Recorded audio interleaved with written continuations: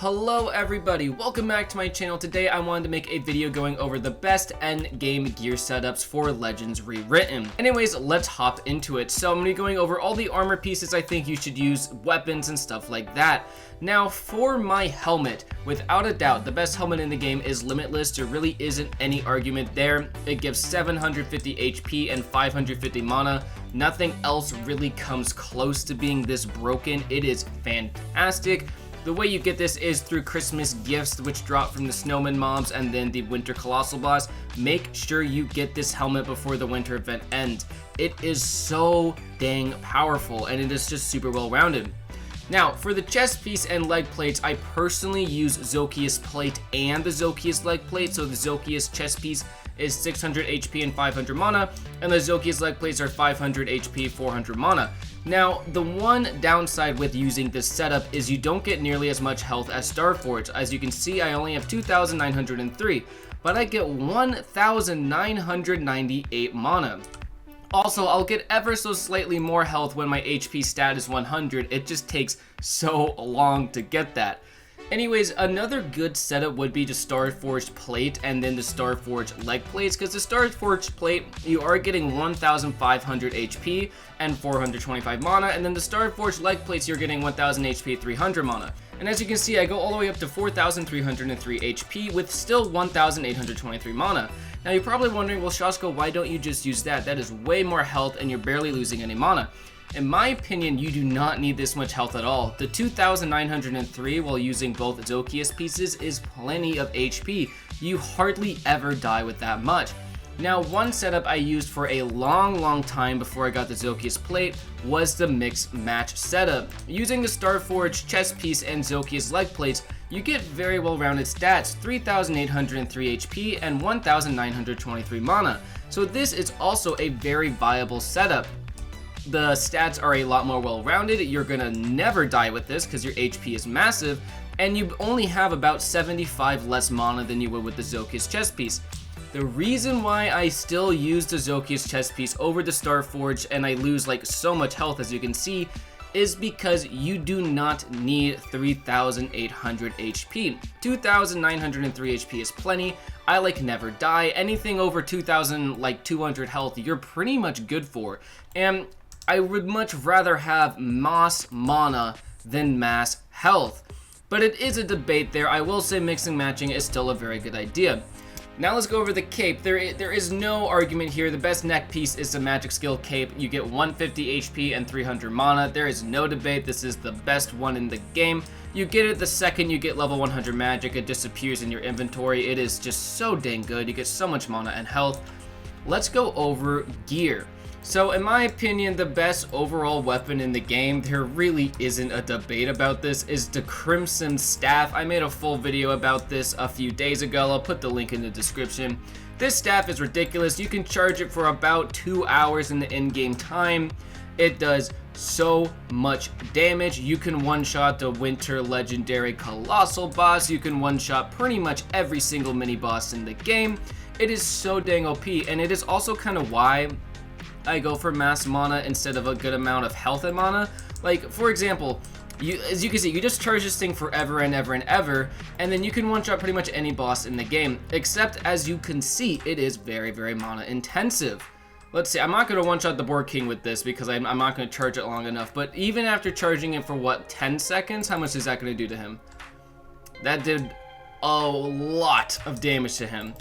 But anyways, as you can see, the Crimson Staff is ridiculous. So when it comes to weapons, there is a couple of choices for the best. So overall, most people will agree with this. The best overall weapon in the game for melee is going to be the two-handed Sakura Blade. It's for level 90 attack and does 73 plus damage, but in reality, you're going to do about 100 to 120 a swing. Not only does it look amazing, it has an amazing ability with only a 7-second cooldown. So this ability will hit enemies in a big AoE range around you twice. The first one does like 300-ish to like 250 damage, and the second one does around the same, if not more. It is a fantastic ability. The only downside with this ability is its massive mana cost, but that is why I prefer the Zokia's chest piece and pants, so I get as much mana as I can. This is the way you get this is through gifts which drop from Snowman and the Winter Colossal boss. It is a pretty low drop chance from those, but you shouldn't struggle too much, and it is a very powerful weapon. So personally, I like to use the dual ice sabers over it. This is personal preference. Really, it is up to you. The reason why I like to use dual ice sabers over this is because per swing, you're gonna do about 60 to 70 from each sword. So you do about 120 to 140 every time you swing, ever so slightly better. However, its attack ability does only about 350 damage and has a 10-second cooldown, although it does stun. So it is up to personal preference. The Sakura Blade is a little bit better overall. I just like to use dual ice sabers over it. I will say for bosses like Regulus, where you just need to do a whole bunch of swinging melee damage over and over again, I do think it is a little bit better because you can just Super Saiyan and then go into a time stop and then spam the 2 swords. You will do a little bit more damage to Regulus with 2 of these than you will with 1 Sakura, but really it is up to you. And then there is, of course, the legendary Phantom Scythe. I don't have it because dang, Regulus still won't drop it for me. Although both dual ice sabers and Sakura Blade are a little bit better than the Phantom Scythe. Just know the Phantom Scythe is also an amazing melee weapon with a very strong V attack that does a bunch of magic damage in an AoE radius in front of you. I just don't have one because it's so dang hard to get. And then the best ranged weapon in the game, there really isn't a debate, is going to be the Frostbow. This is a pain to craft, but it is very effective. And then the best arrows in the game is either going to be the Frost arrows or the Dragon arrows. In my opinion, the Frost arrows are ever so slightly better because as you can see here, oh no, I didn't miss. It stuns your enemy for a little bit. They are very hard to craft because you need Frost Scales, which is also used for Zokia's armor. But anyways, the Frostbow itself has an amazing ability, which is this V attack. It does so much damage. It fires off like, I don't know, 50 or so arrows. Let me get closer so you can actually see this. And let me stun him really quick. And it does tons of damage. Like, look at this. Oh no, why did you walk out of it? Anyways, as you can see, it is very effective. Its move looks amazing as well. The bow looks amazing. And there really is no debate here. This is the best bow in the game. I mean, just look at that. It is fantastic. Now, I'm sure if you guys play this game, you are definitely aware that ranged weapons aren't really the best thing to use. But if you're going to use range, this is the best. I mean, look how long range its V ability is. I can kill the mobs all the way over there from here. It's kind of ridiculous. Now, there is another type of arrow that I do think is a little bit more viable to use, and that's the dragon arrows. That's only because the way you craft them is with dragon scales, the fire one, and the fire dragon scales are used for nothing else but the arrows. Now, these do damage over time instead of stunning your enemy. As you can see, is an explosion. Now he's on fire and he's taking some damage over time. So they are very good arrows as well. But again, in this game, you're really not using ranged weapons all too much. I still think ranged weapons should be ever so slightly buffed. And then magic-wise, this is where a lot of debates come in. There's plenty of great combos. Everybody knows Z magic is a requirement, and then you always are going to be using its dash. Its dash is ridiculous.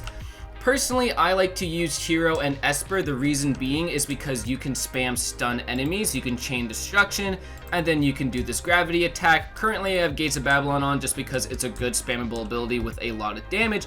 However, you could use 2 Esper moves like Gravity and Gravity Explosion, and then literally infinitely stun lock your enemy. You can use this, and then you use Gravity Explosion, and then you use Gravity, and you can pretty much freeze an enemy in place and just spam those abilities. I know a lot of people also like to use Spirit. Some people do Spirit Esper, some people do Spirit Hero. It really is up to you. There is a lot of different options for magic. Just personally, I think Hero and Esper is a fantastic DPS combo.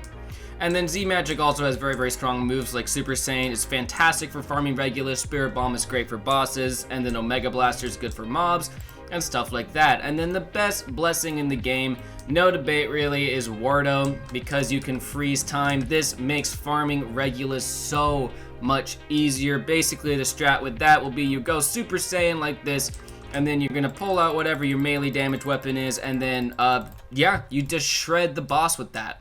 And then you just freeze time and you just do a ton of damage.